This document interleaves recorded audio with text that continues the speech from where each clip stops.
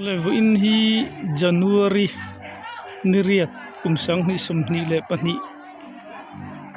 nia BCM ko ran South Thailand chuan Pathian Chawimawina hunam hanga na hian hi dar thum ania roi the turin embo sei mek ani BCM South Thailand ko ran ani i kumdanga kan laton ngai lovin windia hian Nathial district kan DC te kan BDO tenen urwai kan thetlang don ani kan DC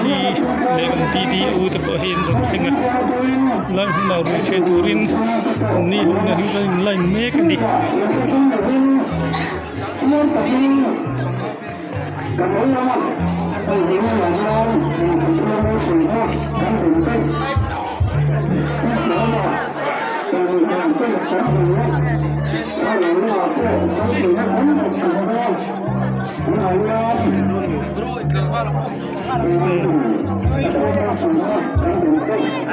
Winnie Pathian fakna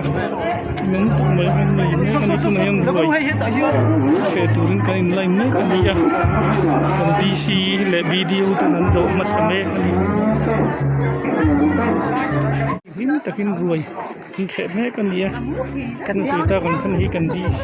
kan dia bulasun Hathial bazar VCP pudinaron ko boka chen hei so masung kan video vintu na hian ei ve me bokani ni hen hi lela maso no yan boka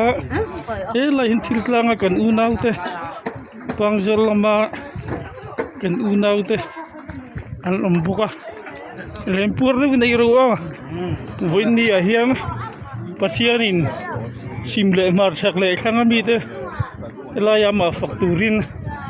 in hloi kho mani e lain pangjol tang ram kan la boka e to ro voini a lim takin ruai kan thetlang lamani